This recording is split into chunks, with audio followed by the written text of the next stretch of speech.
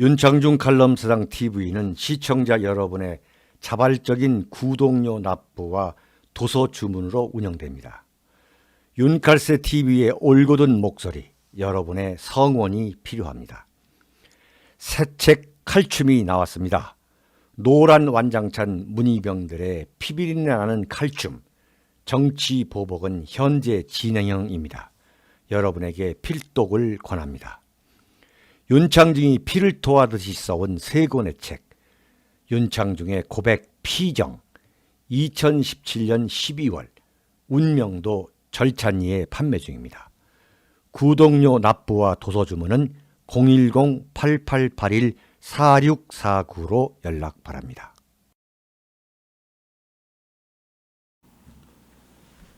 여러분 안녕하십니까? 윤칼세 TV 시청자 여러분, 윤창중입니다. 어제 여론조사 기관인 리얼미터에서 발표한 그 여론조사 결과, 정당 지지도죠. 정당 지지도. 그 결과를 보면서 제가 무릎을 쳤습니다. 아, 이거구나. 괴멸된 자유한국당이 어떤 방식으로 재건축을 해야 할 것인지를, 이건 분명히 보여주고 있는 여론조사다. 이런 생각을 했습니다. 리얼미터가 6월 네 번째 주, 그러니까 지난주라고 할 것 같으면은 6월 13일 지방선거에서 자유한국당이 완전 괴멸되고 그 다음 주죠. 그러니까 4주차 여론조사를 했는데 더불어민주당이 무려 6.3%포인트가 추락해가지고 47.8%. 근데 자유한국당은 1.6%포인트가 올랐어요. 물론 미미하죠. 18.3%포인트. 18.3%. 그리고 정의당은 2.1%포인트가 올라가가지고 10.1%. 10%대에 처음 올랐습니다. 바른미래당 말씀드릴까요? 0.2%포인트가 오른 5.3%, 민주평화당은 0.7%포인트가 오른 2.3%로 나타났습니다. 이게 무슨 소리냐 이거죠? 그러니까 더불어민주당이 지방선거에서 완전히 싹쓸이 압승을 했는데 그 다음 주에 오히려 더불어민주당이 무려 6.3%포인트가 추락해가지고 50%대 밑으로 추락했다. 그런데 자유한국당이 미미하지만 그래도 지지도가 올라갔고 정의당이 10%대에 진입한 사실. 왜 이런 결과가 나왔는가? 이걸 놓치지 말아야 합니다. 이걸 놓쳐서는 안 됩니다. 과연 그 지방선거 이후와 연결되는, 그러니까 지난 일주일 동안 전국에서는 과연 무슨 일이 일어났기에 이런 변화가 왔을까? 그것은 홍준표 전 자유한국당 당대표가 자유한국당이라는 중앙 정치 무대에서 사라진 것 외에는 크게 놀라울 일이 아무것도 없었어요. 그럼에도 불구하고 더불어민주당 지지도가 내려가고 자유한국당이 오른 배경에는 그러니까 지난주에는 아무런 어떤 그 정치적으로 경천동지할 만한 일이 없었다 이거죠. 그런데 홍준표가 지방선거 참패의 책임을 지고 물러난 것 외에는 아무것도 없었다 이거죠. 그런데 왜 이런 지지도에 큰 변화가 나왔느냐, 생겼느냐? 이것은 홍준표가 물러난 것이 영향을 주었다고 보지 않을 수 없는 거죠. 무슨 소리냐? 더불어민주당이 홍준표 유탄을 맞았다.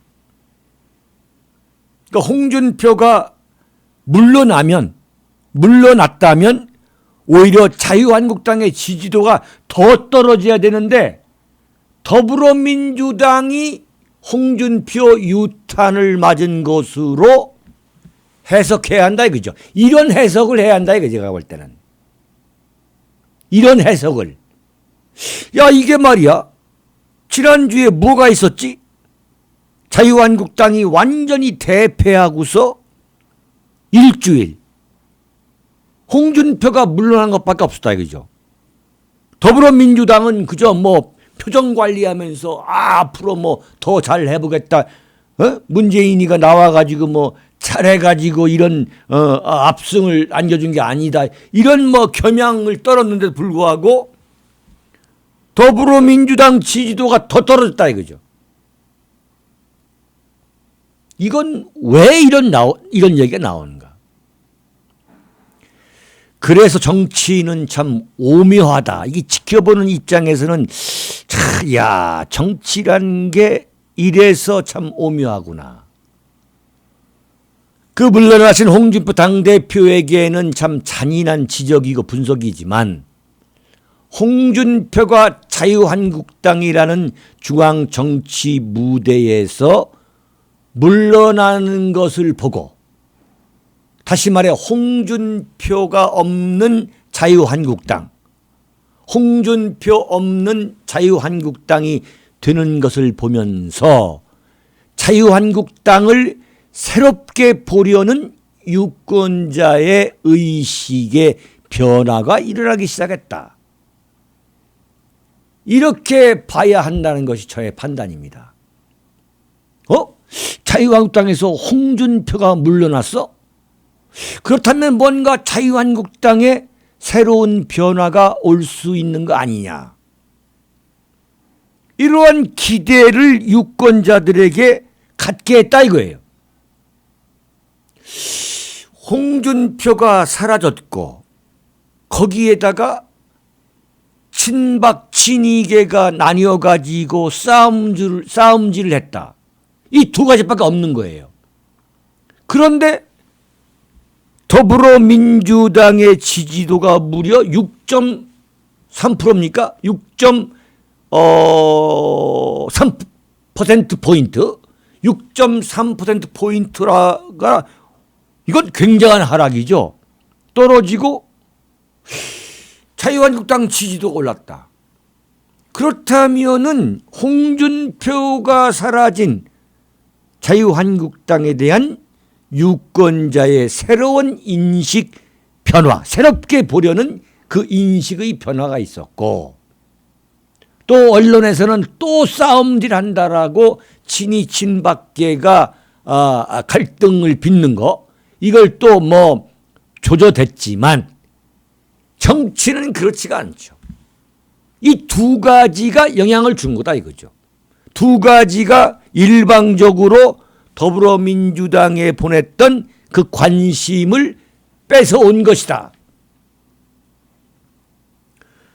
왜 그러냐면 더불어민주당이 뭐 아무 잘못한 게 없었어요. 그런데 지지도가 빠져나간 거죠. 그리고 자유한국당 지지도가 올랐어. 여기에서 자유한국당이 앞으로 어떻게 재건축해야 되느냐, 어떻게 하면은 재기할 수 있느냐라는 해법이 나온다 이거예요. 저는 솔직히 말씀드리면 자유한국당이 이번에 뭐 괴멸 수준으로 폭망한 것은 2020년 총선과 그 다음에 대선을 위해서는 어떻게 보면은 신의 은총이 아니냐는 생각을 저는 합니다. 이 저의 솔직한 말씀입니다. 제가 오늘 이 칼럼에서 말씀을 드리는데 이렇게 망한 것이 저는 천만다행이다 보는 거예요. 이건 대단한 기회가 될 수 있다. 그야말로 전화위복의 호기가 될 수 있다. 이 여론조사는 무엇이냐? 두 가지. 자유한국당의 간판 인물들이 확 바뀌면 얼마든지 국민 지지를 회복할 수 있다. 이걸 단적으로 보여주는 거죠. 자유한국당의 그 간판 인물들, TV만 틀면 툭 나오는 그 홍준표, 김성태, 이 사람들만 없어지면은 자유한국당이 좀 뭐가 바뀔 수 있는 건 아니야. 이런 기대치를 가져다 줄 수 있다는 것을 여실히 보여주는 여론조사다 이거죠. 그리고 또 뭐냐. 오늘은 김성태가 이 친이계가 만들어낸 이 소위 말하는 수작이죠. 이 죄송합니다. 비대위 비상대책위원회라는 걸 만들어 가지고 그 비대위원장 그 체제로 가자. 그래서 김성태가 무슨 공천권을 행사할 수 있는 칼까지 주겠다. 자기가 뭔데? 김성태 당신이 뭔데 그런 말할 수 있는 자격이 과연 있느냐 이죠. 어쨌든 간에 그 김성태가 내놓은 그 비대위 구성안에 대해서 지금 친이 친박계가 막 싸우고 있는 거 아닙니까? 이 싸운다는 것 자체, 이 갑론을박하는 것 역시 그렇다면 자유한국당이 앞으로 어떤 길로 갈까, 어디로 갈까 하는 그러한 국민의 관심을 모았기 때문에 자유한국당의 지지도가 올라간 것이고 그 짧은 기간 내에 더불어민주당에 대해서 그냥 맹목적으로 자유한국당 싫어하고 그 던졌던 그 유권자의 관심이 이쪽으로 좀 쏠리고 있는 거 아니냐. 아니 구체적으로 그런 지금 결과가 나오고 있는 거 아니에요 지금. 더불어민주당은 완전히 날벼락을 맞은 거죠. 갑자기 이게 오를 줄 알았는데 그래 뭐 좋게 말하면 견제 심리가 작동됐다고 하지만 그 견제 심리가 왜 작동되냐 이게. 견제 심리가 만약에 홍준표가 물러나지 않았다 그러면 그럼에도 불구하고 이건 뭐 더불어민주당을 너무 찍어줬기 때문에 견제 심리가 타동적으로 발동될 수가 없는 거죠. 홍준표가 물러났기 때문에 너무너무 지긋지긋했던 그 홍준표가 물러났기 때문에 이 관심이 자유한국당으로 쏠리기 시작했다는 것을 보여주는 거죠. 그리고 언론이 무슨 또 싸운다 이렇게 뭐 조져대지만 언론이 무슨 소리를 하든 저는 그렇게 봐요. 국민의 관심을 끌기 위해서는 거기서 뭐 그릇 깨지는 소리, 뭐 밥그릇 깨지는 소리 이런 잡음, 이런 혼란이 와야 그게 정당이에요. 그게 싸우는 게 그게 정당이지. 싸운다는 게 뭐냐? 그게 바로 그게 권력 투쟁인 거죠. 정당은 권력을 놓고 그 권력이라는 고깃덩어리를 놓고 서로 뜯어 먹는 거, 서로 이 나눠 먹는 것이 그 정당이에요.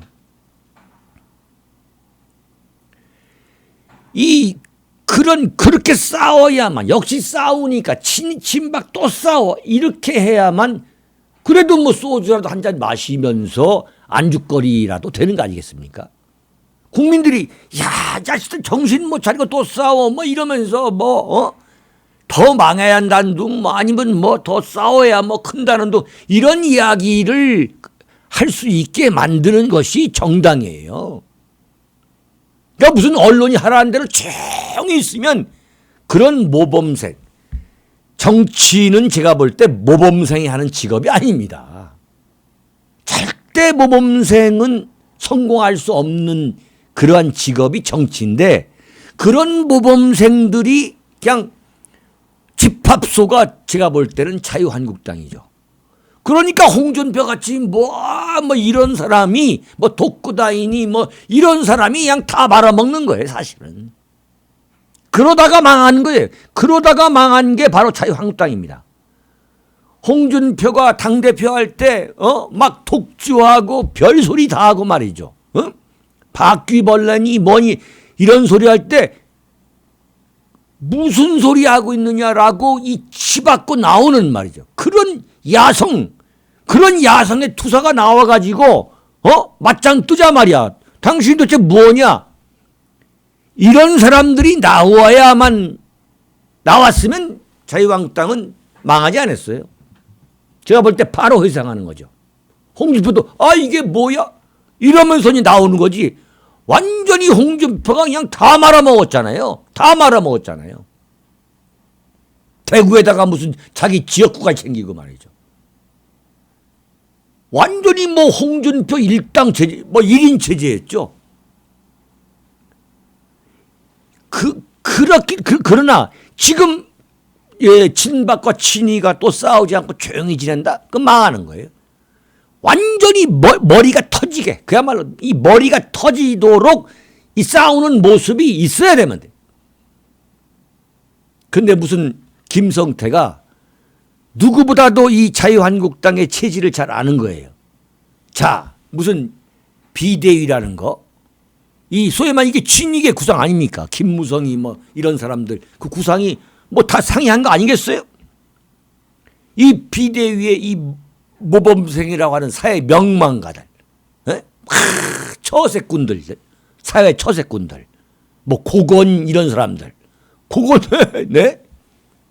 고건 전 총리 같은 분들, 그 명망가 처세꾼들, 뭐 좌든 우든 뭐 어느 정권에서든 뭐 감투 다 할 수 있는 사람들, 이런 사람들, 또 좋은 소리 하는 원론만 얘기하는 대한민국의 이른바 원로 정치인이라는 사람들, 또는 뭐 예컨대 한나라당, 새누리당 출신 그 전직 국회의장, 또는 참 무슨 김종인 같은 사람들, 이런 카멜레온들, 적당히 또 무슨 적당히 이 좌파 흉내 내면서 이 인기 끌려가는 사람들, 이 좌파 흉내 내가지고 자기가 무슨 의식 있고 말이죠.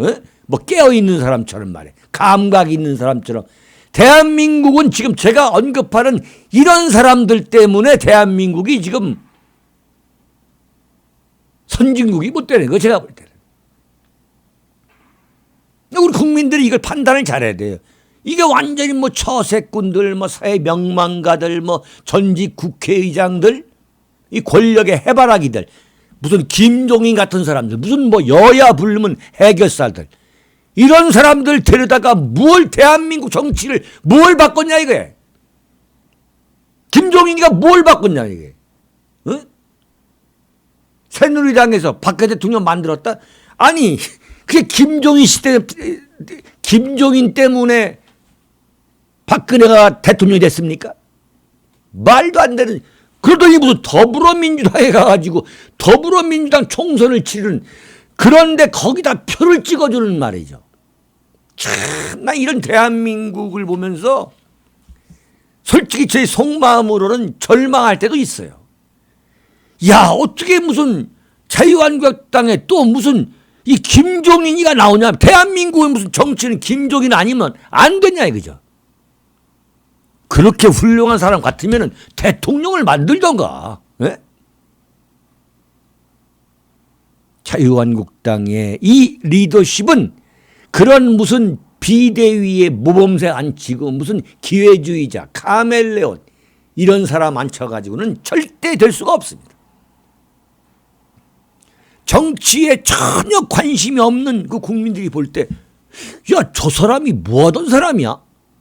할 정도로 그동안 TV 화면에서 거의 보지 못했던 인물들이 자유한국당 전면에 포진해야 한다. 일부에서 사람 끌어오세가 말아라 이거죠. 자유한국당 당신들이 알아서 알아야 알아서. 무슨 명망가? 무슨 국회의장 출신? 국회의장이 대한민국에 무슨 정치를 했다는 거예요 대체? 대통령 눈치 봤던 사람들이에요. 전형적으로.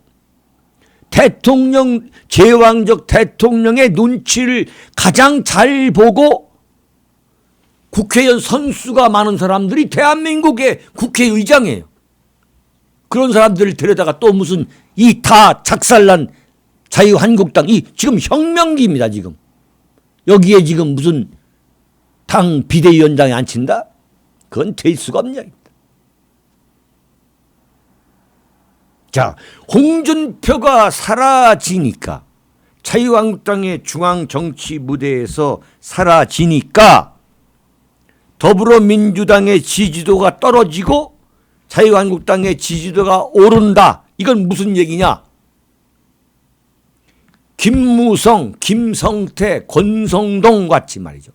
정말 국민이 넌더리를 내게 하는 친이 골수 세력을 자유한국당에서 쫓아내야 한다. 네, 이건 뭐 피할 수 없다. 필수적이다 이거죠. 자유한국당이 살아나기 위해서는. 김성태 원내대표는 정말 무슨 친이계가 권력을 놓치지 않으려는 그 꼼수, 그게 비대위 아닙니까? 더 이상 이것 가지고 장난치지 말기를 제가 마지막으로 제가 당부드립니다. 당에서 스스로 나가야 합니다.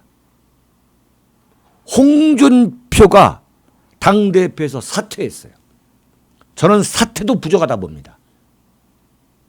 완전히 이건 뭐 대한민국의 보수 우파 정당사에서 이 같은 패배는 이건 뭐 유사일의 처음인 거예요 지금. 그러니까 홍준표는 자유한국당에서 남아있어서는 안 되는 거예요. 마찬가지로 김성태도 당에서 나가야 되는 거예요. 그리고 오늘 이 같은 결과를 만드는데 1등 공신 김무성, 김성태, 권성동, 법사위원장 권성동 당연히 당에서 나가야 되는 거예요. 물론 박근혜 대통령 탄핵 때 마땅히 앞에 서야 할 입장에 있던 사람들, 친박계 골수들, 그런데 완전히 숨어 있다가 또는 김무성, 유승민하고 내통해가지고 이 박근혜 대통령 탄핵에 찬성했던 사람들 다 알잖아요 지금. 이름 다 나와 있잖아요. 그 친박계 대표적 인사 몇 명도 반드시 당에서 쫓아내야만 합니다. 그래야 당내에 정치 도의라는 것이 바로 세워지는 것이죠. 정치 도의가 없었기 때문에 김무성, 김성태, 권성동 이런 사람들이 탄핵을 성공시키고 자신들이 만든 대통령을 탄핵시켜버리고, 그것도 어떤 무슨 당의 공론에 따른 게 아니고 박근혜 대통령에 대한 이들 나름대로의 정치 보복이죠. 한풀이죠. 그랬다가 다시 또 들어와서 지금 당을 이렇게 망쳐놓은 김무성, 김성태, 권성동 이 3인방은 이미 홍준표와 함께 운명 공동체라고 봐야 돼요. 더 이상 뭐 이 사람들이 무슨 김무성이다, 김성태다, 권성동이가 이 의원총회장에서 앉아가지고 있는 모습을 봐가지고는 이제 안 되는 거예요. 모조리 깨끗하게 물러나야 됩니다. 지금 자유한국당에서 필요한 것은 말이죠, 무슨 의석 몇 석이 뭐 줄어들고 이런 것을 뭐 아까워하고 뭐 이거 뭐 대단히 중요하다 어쩌다 이렇게 정상적으로 좀 생각할 때가 아닙니다 지금.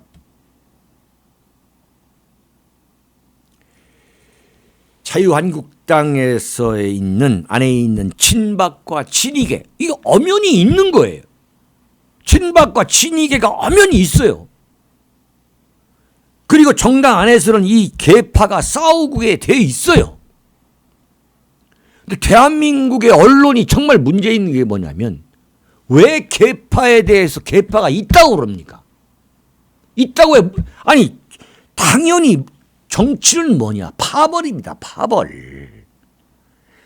여기에 대한 인식을 바꿔야 되는 거예요. 정치는 뭐냐? 다수 파벌을 만들기 위한 공작이 정치인 거예요. 다수 파벌을 만들기 위한 공작. 그런데 이 파벌이 엄연히 존재하는데 싸우지 말라라고 조진다는 건 그건 언론이 웃기는 거야. 한말로 말하면. 대한민국의 정치를 모르는 거예요. 대한민국의 정치뿐만 아니라 이 정치의 이 본질을 모르고 있는 정말 애송이들의 이야기죠. 네. 그래서 저는 이렇게 봅니다. 완전히 머리가 깨지도록 싸워가지고 새로운 인물로 지금까지 TV에서 많이 나왔던 인물들은 모조리 빼고서 완전히 새로운 인물로 당신네들이 새 지도부를 만들어라 이게. 그래야 살 수 있는 것이지 새 지도부를 맡을 인물군을 만들어라 이게. 친이와 친박이 머리가 터지도록 싸워가지고 내가 볼 때 급할 것도 없어요. 어차피 망한 거예요. 네, 어차피 망한 거예요. 선거도 아직 멀었어요. 더 치열하게 더 싸워야 되는 거예요. 그래가지고 새로운 지도부, 그 인물군을 만들고 근데 그게 뭐 적당히 비대위 아까 말씀드린 대로 그런 뭐 인심 좋은 척하는 그 명망가들 데려다가 대충 다시 출발하면 그것으로 끝입니다. 그렇게 되면서 2020년 총선에서는 제가 지난번 칼럼에서 말씀드렸죠. 정의당에게 제1야당을 빼앗기는 더 큰 불행이 기다리지 않을 수 없다. 근데 또 이런 얘기가 또 나오죠. 무슨 자유한국당이 좌클릭해야 된다? 좌클릭하면 왜 유권자들이 자유한국당을 찍어요? 더불어민주당이나 정의당을 찍지.